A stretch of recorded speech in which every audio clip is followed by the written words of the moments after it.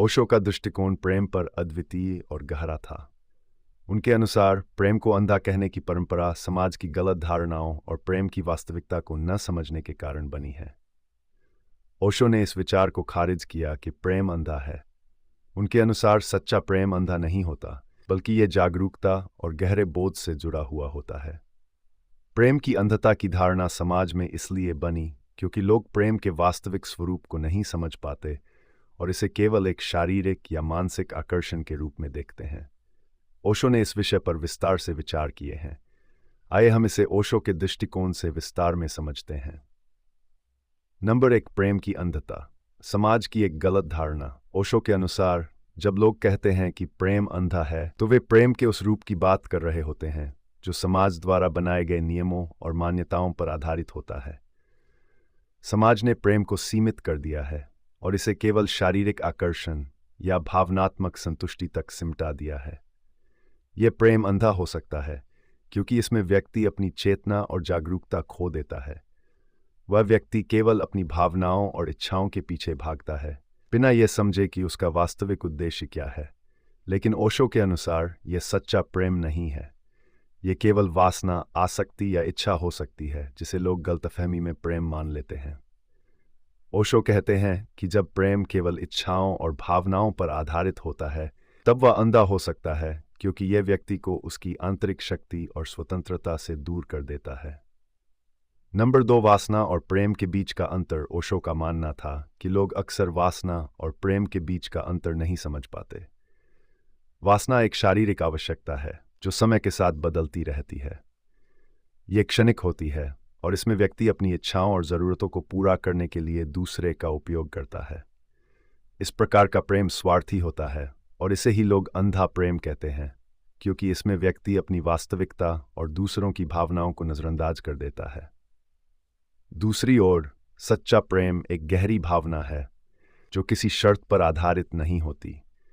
यह व्यक्ति को उसकी आत्मा से जोड़ता है और उसे उसकी सच्ची स्वतंत्रता और आत्मस्वीकृति का अनुभव कराता है।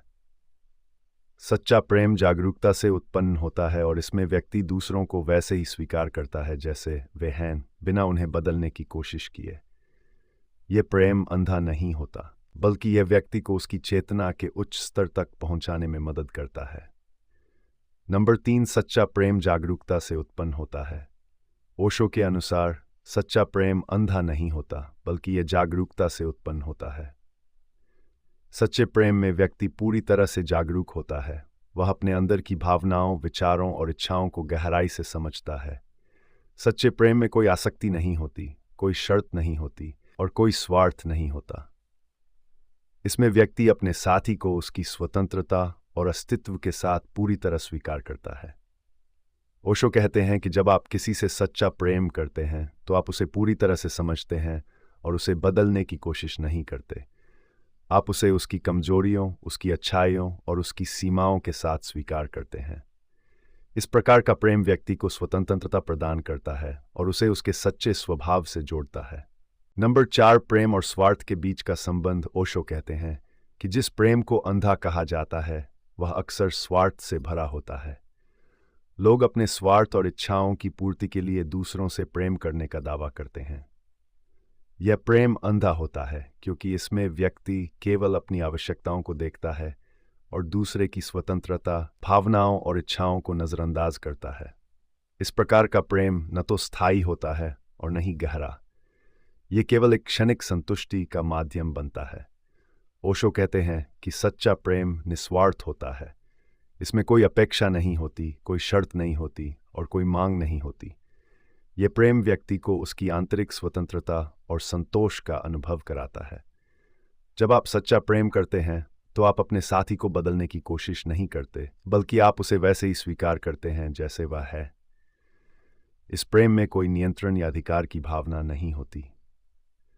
नंबर 5, प्रेम और स्वतंत्रता का संबंध। ओशो के अनुसार सच्चे प्रेम में स्वतंत्रता होती है। जब व्यक्ति सच्चा प्रेम करता है तो वह अपने साथी को उसकी पूरी स्वतंत्रता के साथ स्वीकार करता है। वह उसे बांधने की कोशिश नहीं करता, उसे नियंत्रित करने की कोशिश नहीं करता। सच्चे प्रेम में व्यक्ति अपने साथी की स्वतंत्रता का सम्मान करता है और उसे उसकी इच्छा के अनुसार जीवन जीने की स्वतंत्रता देता है। ओशो कहते हैं कि जब प्रेम अंधा होता है तब व्यक्ति अपने साथी पर अधिकार जमाने की कोशिश करता है। वह उसे अपनी इच्छाओं और अपेक्षाओं के अनुसार डालने की कोशिश करता है। यह प्रेम नहीं बल्कि एक प्रकार की बंधन है जिसमें व्यक्ति अपनी स्वतंत्रता खो देता है और दूसरे की इच्छाओं का गुलाम बन जाता है। नंबर 6, प्रेम और ध्यान। ओशो के अनुसार सच्चे प्रेम का अनुभव करने के लिए ध्यान अत्यंत आवश्यक है। ध्यान के माध्यम से व्यक्ति अपने भीतर की गहराई में उतरता है और अपने अस्तित्व के मूल सत्य को पहचानता है।